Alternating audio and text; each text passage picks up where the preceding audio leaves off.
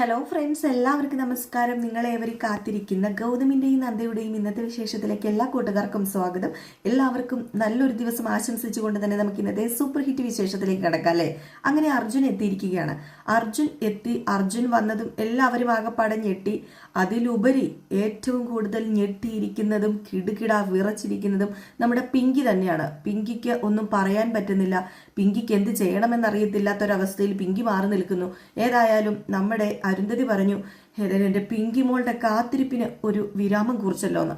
അപ്പം നന്ദയും പറഞ്ഞു, അതെ, പിങ്കിയുടെ ഈ കാത്തിരിപ്പിന് വിരാമം കുറിക്കാനും പിങ്കിയുടെ സങ്കടങ്ങളൊക്കെ മാറ്റിവെക്കാനും ഒക്കെ വേണ്ടിയാ ഞാൻ അർജുനെ അത്രയും ദൂരെന്ന് ഇവിടെ വരെ നിർബന്ധിച്ച് കൂട്ടിക്കൊണ്ട് വന്നത് എന്നിങ്ങനെ പറഞ്ഞു കേട്ടോ. അപ്പൊ ഇതൊക്കെ പറഞ്ഞു കേട്ടത് നമ്മുടെ സുമംഗലി വേറൊന്നും അല്ല പറഞ്ഞത്. സത്യം പറഞ്ഞു കഴിഞ്ഞാൽ എൻ്റെ മോനെ ഇങ്ങോട്ടേക്ക് കൊണ്ടുവരണം എന്ന് എനിക്കില്ലായിരുന്നു. എൻ്റെ മോനെ ജീവിച്ചിരിപ്പുണ്ട് എന്ന് അറിഞ്ഞപ്പം മുതൽ സത്യമായിട്ടും എൻ്റെ നേരെ ശ്വാസം വീണതാ. അവനെ ഇങ്ങോട്ട് കൊണ്ടുവന്നിട്ടും പ്രത്യേകിച്ച് ഗുണമൊന്നും ഉണ്ടാകാൻ പോകുന്നില്ലെന്നും പ്രത്യേകിച്ച് വേറെ ഒന്നും സംഭവിക്കാൻ പോകുന്നില്ലെന്നും എനിക്കറിയാമെന്ന് പറഞ്ഞു. കാരണം സുമംഗലിക്ക് ഏകദേശം കുറച്ച് കാര്യങ്ങളൊക്കെ മനസ്സിലാവുമല്ലോ. ഇത് പറഞ്ഞപ്പോഴാണ് നമ്മുടെ അർജുൻ പ്രതികരിക്കാൻ തുടങ്ങിയത്. അർജുൻ പറഞ്ഞു, എല്ലാവർക്കും പറയാനുള്ളതൊക്കെ പറഞ്ഞു തീർന്നെങ്കിലേ ഞാൻ പറയാം. ഞാൻ ഇവിടെ വന്നത് ഇവിടെ ജീവിക്കാനല്ല. എനിക്ക് അവസാനമായിട്ട് എല്ലാവരെയും ഒന്ന് കാണണം. എല്ലാവരോടും എനിക്ക് പറയാനുള്ളതൊക്കെ പറയണം. അതിനുവേണ്ടിയാ ഞാനിവിടെ വന്നത് എന്ന് പറഞ്ഞപ്പോഴത്തേക്കും പെട്ടെന്ന് അരുന്ധതിയും അതുപോലെ തന്നെ എല്ലാവരും ഞെട്ടിപ്പോയി. അപ്പൊ അരുന്ധതി ചോദിച്ചു, മോനെ നീ എന്താ ഈ പറയുന്നത്? നീ പറയുന്ന ഒന്നും ഈ വല്യമ്മയ്ക്ക് മനസ്സിലാവുന്നില്ല. നിന്നെ കാത്തിരുന്ന് ഇത്രയും നാളും ഞങ്ങൾ കാണാൻ ആഗ്രഹിച്ചിട്ട് നീ ഇപ്പൊ വന്നപ്പം നീ ഇവിടെ നിൽക്കുന്നില്ല, നീ പോകുക എന്നൊക്കെ പറഞ്ഞാല് എന്തിന് ഞാനിവിടെ നിൽക്കണം? എന്തിന്? ആർക്കു വേണ്ടി ഞാനിവിടെ നിൽക്കണം? ഞാനിവിടെ നിന്നിട്ട് എന്തെങ്കിലും പ്രയോജനം എനിക്കുണ്ടെന്ന് നിങ്ങൾക്ക് തോന്നുന്നുണ്ടോ? പിന്നെ ഞാനൊരു കാര്യം പറയട്ടെ, ഞാൻ വിവാഹം കഴിച്ചതിൻ്റെ അന്ന് രാത്രി തന്നെയാണ് ഇവിടുന്ന് പോയത്. അതിന് കാരണം എന്താണെന്ന് ഇവിടെയുള്ളവരിൽ ചിലർക്കൊക്കെ നന്നായിട്ട് അറിയാവുന്നതുമാണ്. അതുകൊണ്ട് ഇനി ഇവിടെ ഞാൻ നിൽക്കുന്നതിന് എന്താണ് അർത്ഥം ഇരിക്കുന്നത്? സ്വന്തം വിവാഹം. ആ വിവാഹം ഒരുപാട് സ്വപ്നം കണ്ടതാ ഞാൻ. ഒരു പെണ്ണിനെ ഇഷ്ടപ്പെട്ടു. ആ പെണ്ണിനെ വേറൊരു രീതിയിലും അല്ല, വിവാഹം കഴിച്ചു തന്നെ സ്വന്തമാക്കാൻ ആഗ്രഹിച്ചു. അന്ന് രാത്രി തന്നെ ചില നഗ്നസത്യങ്ങളൊക്കെ ഞാൻ അറിഞ്ഞു.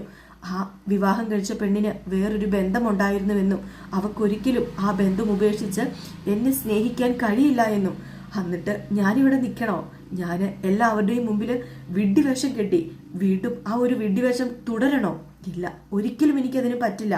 ഞാൻ ഇപ്പൊ വന്നിരിക്കുന്നത് എനിക്ക് വേറൊന്നുമല്ല വേണ്ടത്, ഡിവോഴ്സ്. അതെനിക്ക് വേണം. ആ ഡിവോഴ്സ് മേടിക്കാനും കൂടിയാ ഞാൻ ഇങ്ങോട്ട് വന്നിരിക്കുന്നതെന്ന് പറഞ്ഞു.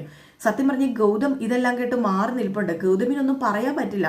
കാരണം ഒരു തരത്തിൽ ഗൗതം തെറ്റുകാരൻ തന്നെയാണ്, ഗൗതമിന് അറിയാം. അപ്പൊ അതുകൊണ്ട് ഗൗതമിന് ഇതൊന്നും പറയാൻ പറ്റുന്നുമില്ല. പെട്ടെന്ന് നന്ദ ഇങ്ങനെ ഓടി വന്നിട്ട്, എന്താ അർജുൻ നീ പറയുന്നത്? അർജുന് ഞാൻ ഇത്രയും പെട്ടെന്ന് ഇവിടെ കൂട്ടിക്കൊണ്ട് വന്നത് ഇതിനാണോ? ഞാൻ അവിടെ നിന്ന് പോന്നപ്പോൾ തന്നെ പറഞ്ഞതല്ലേ, ഇതൊക്കെ അർജുന്റെ തെറ്റിദ്ധാരണയാണ്. വേണ്ടയിടത്തി ഇതെന്റെ തെറ്റിദ്ധാരണയൊന്നുമല്ല. ചോറ് തിന്നുന്ന ഏതൊരു മനുഷ്യനും ഇതൊക്കെ സത്യമാണെന്ന് തിരിച്ചറിയാന്നുള്ളതേ ഉള്ളൂ. ഇവിടെ നിൽക്കുന്ന ഓരോരുത്തർക്കും ഇത് സത്യമാണെന്നറിയാം. അതുകൊണ്ട് എനിക്ക് ഇതിനോട് താല്പര്യമില്ല. ഇനി ഈ വിവാഹ ജീവിതം മുന്നോട്ടേക്ക് കൊണ്ടുപോകാൻ എനിക്ക് താല്പര്യമില്ല. അല്ല, ഞാനൊരു കാര്യം ചോദിക്കട്ടെ? നിങ്ങളെല്ലാം ഞാൻ വന്ന ഉടനെ മാറി എന്നോട് പല കാര്യങ്ങളും ചോദിച്ചു. ഇപ്പം നിങ്ങളൊക്കെ പറഞ്ഞല്ലോ എന്നെ ഒരാൾ ഇവിടെ കാത്തിരിപ്പുണ്ടെന്ന്. അയാളുടെ വിവരങ്ങളൊക്കെ ഞാൻ അറിഞ്ഞതാ. ഞാൻ അയാളോട് സംസാരിച്ചപ്പോൾ, അയാളുടെ മനസ്സറിയാൻ ശ്രമിച്ചപ്പോൾ എന്നോട് സംസാരിക്കാൻ അയാൾ കൂട്ടാക്കിയില്ല. ഇതിൽ പരം ഞാൻ എന്താണ് അറിയേണ്ടത്? എന്താണ് ഞാൻ ചെയ്യേണ്ടത്? അതുകൊണ്ട് എനിക്ക് ഒന്നേ പറയാനുള്ളൂ, ഒരേ ഒരു വാക്ക്, ഡിവോഴ്സ്. ആ ഡിവോഴ്സിന് വേണ്ടി മാത്രമാണ് ഞാൻ വന്നത്. ഇനി ഞാൻ എൻ്റെ ജീവിതം മാറ്റിവെച്ചിരിക്കുന്നത് കുറച്ച് അനാഥ കുട്ടികൾക്കും അവർക്ക് വേണ്ടി മാത്രമാണ്. ഞാൻ അവർക്ക് വേണ്ടി ജീവിച്ചോളാം.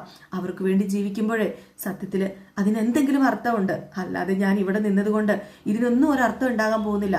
അതുമല്ല, നിങ്ങളൊക്കെ ഇപ്പോൾ ഓരോന്ന് മാറി പറഞ്ഞിട്ട് പറയേണ്ട ആൾ ഇതുവരെ ഒന്നും മിണ്ടിയിട്ടുമില്ല എന്ന് പറഞ്ഞപ്പോഴത്തേക്കും അരുന്ധതി ഓടി ചെന്നിട്ട്, മോനെ നീ അങ്ങനെ പറയരുത് മോനെ.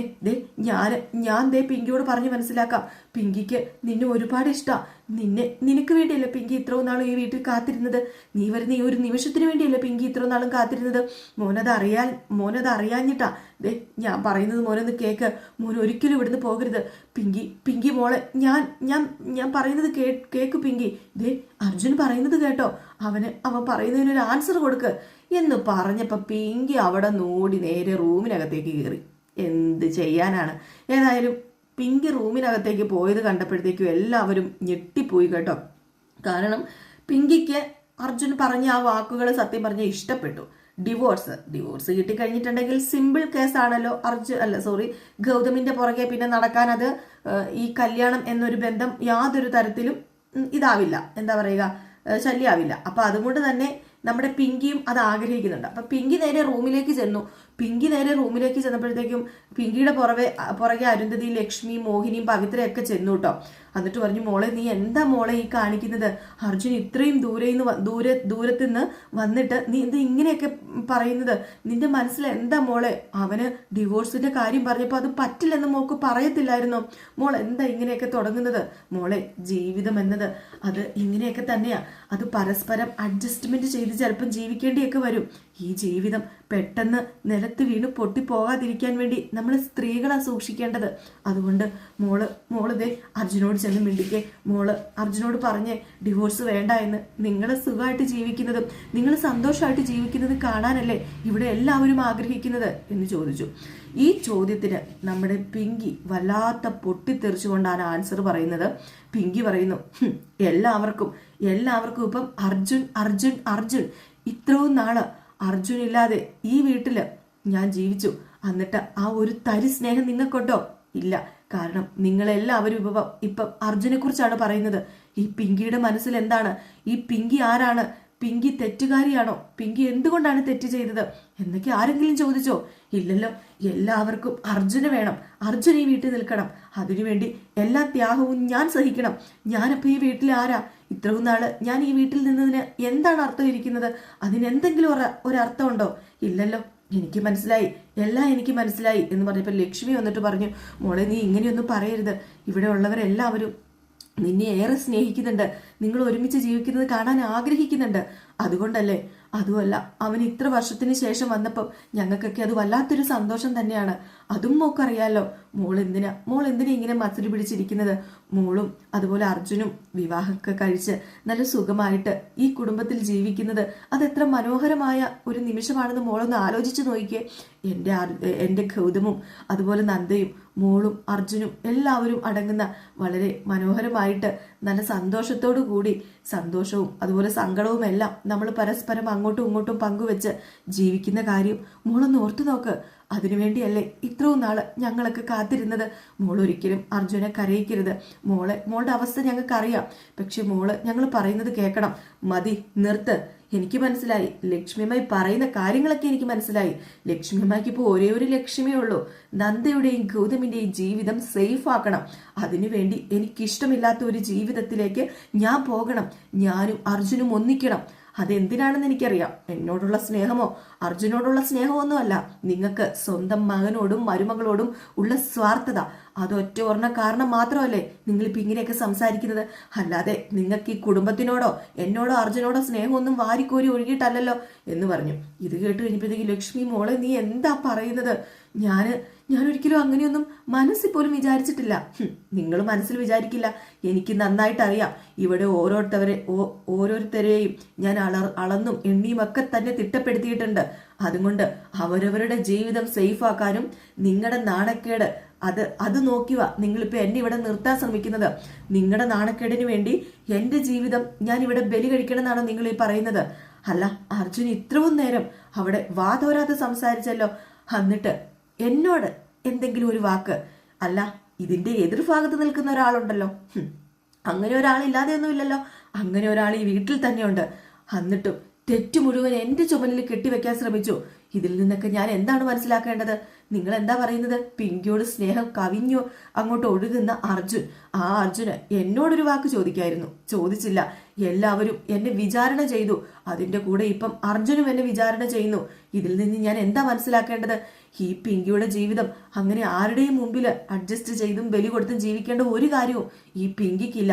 പിന്നെ നിങ്ങളൊക്കെ പറയുന്നത് പോലെ എന്റെ സ്നേഹവും എന്റെ സ്വാർത്ഥതയും ഒന്നും മാറ്റിവെക്കാനേ ഞാൻ തയ്യാറല്ല.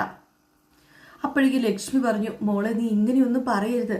നീ മനസ്സുകൊണ്ടൊന്ന് വിചാരിച്ചാല് ഒരിക്കലും അർജുൻ ഈ വീട് വിട്ടു പോവില്ല. അതുമല്ല, നിങ്ങൾക്ക് ഒരുമിച്ച് ജീവിക്കാനും സാധിക്കും. എല്ലാവരും എല്ലാം മറക്കും. ഞാൻ ആരാ? ഞാന് ഇവിടെ ആർക്കും ആരുമല്ല. ലക്ഷ്മിയമ്മായി, നിങ്ങളെല്ലാവരും ഒന്നാ, നിങ്ങളെല്ലാവരും ഈ കുടുംബത്തിലുള്ളവരാ. പിന്നെ നിങ്ങൾ പറഞ്ഞാൽ അർജുൻ കേക്കില്ലേ? നിങ്ങൾ പറഞ്ഞാൽ അർജുന് മനസ്സിലാവില്ലേ? ദേ, ഞാനൊരു കാര്യം പറയട്ടെ, അർജുൻ എന്നോട് സ്നേഹമില്ല. അതുകൊണ്ട് നിങ്ങൾ ആദ്യം അർജുനോട് പറ. ദൈവമേ, മോളെ ഇങ്ങനെയൊന്നും മോള് സംസാരിക്കരുത്. ഒരിക്കലും ഒരിക്കലും അർജുന് നിന്നെ ഇഷ്ടമില്ലെന്ന് പറയരുത്. കാരണം അർജുനെ എനിക്ക് നന്നായിട്ട് അറിയാം. നിന്നെ അർജുന് ഭയങ്കര സ്നേഹമാ. അപ്പൊ പവിത്രയും പറഞ്ഞു, സത്യ പിങ്കി ചേച്ചി ഈ പറയുന്നത്? സത്യം. അത്രയ്ക്ക് നല്ലവനാ അയാള് അത്രയ്ക്ക് നല്ലവനായിരുന്നുവെങ്കിൽ അയാൾക്ക് എന്നോട് നേരിട്ട് സംസാരിക്കായിരുന്നല്ലോ. അയാൾക്ക് എന്നോട് എല്ലാ കാര്യവും തുറന്ന് ചോദിക്കായിരുന്നല്ലോ. പരസ്പരം സംസാരിച്ച് തീർക്കാത്ത വിഷയമായിരുന്നുവെങ്കിലേ ഡിവോഴ്സ് അന്നേ തരായിരുന്നല്ലോ. എന്നിട്ട് അയാൾ എന്താ ചെയ്തത്? എല്ലാത്തിൽ നിന്നും ഒളിച്ചോടി. എങ്കിൽ പിന്നെ അന്നേ ഞാൻ ഈ വീട് വിട്ട് ഇറങ്ങി പോയേനല്ലോ. രണ്ടുപേർക്കും വേറെ വേറെ ജീവിതങ്ങളും ആയേനെ. ഇപ്പം എല്ലാവരും എൻ്റെ തലയിൽ കൊണ്ട് കുറ്റം വെക്കുന്നോ? ഒരിക്കലും ഞാൻ അംഗീകരിക്കില്ല. മോളെ, നീ ഒന്ന് പറയുന്നത് മനസ്സിലാക്ക്. അങ്ങനെ ഒരു ജീവിതം നിനക്ക് കിട്ടിയിരുന്നെങ്കിൽ, അവന് കിട്ടിയിരുന്നെങ്കിൽ അത് നല്ല പോലെ ജീവിക്കാൻ പറ്റുമെന്ന് നിനക്ക് തോന്നുന്നുണ്ടോ? പലരെയും നമ്മൾ കാണും, മനസ്സിന് ഇടം കൊടുക്കും. പക്ഷെ ഈശ്വരനും കൂടി കാവല് നിൽക്കുന്ന നിമിഷത്തിലാ ഒരു പെണ്ണിന്റെ കഴുത്തില് താലി വീഴുന്നത്. അത് മോള് മനസ്സിലാക്കണം. അല്ലാതെ ഒരിക്കലും നമ്മൾ മാത്രം വിചാരിച്ച് ഒന്നും നടക്കില്ല. ഓരോ പുരുഷനും കളിമണ്ണ് പോലെയാ. അറിയാമോ? ഒരു പെണ്ണ് വിചാരിച്ചാലേ അവനെ ഒരു ശില്പമാക്കി മാറ്റിയിട്ട് സ്വന്തം ജീവിതം അലങ്കരിക്കാനായിട്ട് സാധിക്കും. അത് അല്പം പരിശ്രമങ്ങളിലൂടെ മാത്രമേ സംഭവിക്കുകയുള്ളൂ. അല്ലാത്ത പക്ഷം വെറും ചെളിയാക്കി ചവിട്ടി തേച്ച് ആ ജീവിതം തന്നെ നാശമാക്കാനും ആ ഒരു പെണ്ണിന് സാധിക്കും. ഒരിക്കലും അങ്ങനെ ആവരുത് നിങ്ങളുടെ ജീവിതം. എന്ത് വേണമെന്ന് ഇനിയിപ്പം അമ്മായിയുടെ പിങ്കിമോളാ തീരുമാനിക്കേണ്ടത്. പറയാനുള്ളവരൊക്കെ എല്ലാം പറഞ്ഞു. ഇനി മോൾ എന്താണെന്ന് വെച്ചാൽ ചെയ്യുക. എങ്കിൽ പിന്നെ ഞാൻ പറയട്ടെ, ആരുടെ കാല് പിടിക്കാനും ആരുടെയും ജീവിതം ഭിക്ഷയായിട്ട് അത് യാചിച്ചു മേടിക്കാനും ഈ പിങ്കി ഒരുക്കല്ല. ഈ പിങ്കിക്ക് അത്ര മാത്രമേ പറയാനുള്ളെന്നും പറഞ്ഞിട്ട് പിങ്കി അങ്ങ് നിൽക്കുകയാണ്. ഏതായാലും ഈ ഒരു സീൻ കാണിച്ചാണ് ഇന്നത്തെ വിശേഷം അവസാനിക്കുന്നത്. അപ്പൊ എല്ലാവരും കാത്തിരിക്കും അടുത്ത അടിപൊളി വിശേഷത്തിനായിട്ട്. അടുത്ത അടിപൊളി വിശേഷമായിട്ട് നമുക്ക് കാണാം. അതുവരെ എല്ലാവർക്കും ടാറ്റാ, ബൈ ബൈ.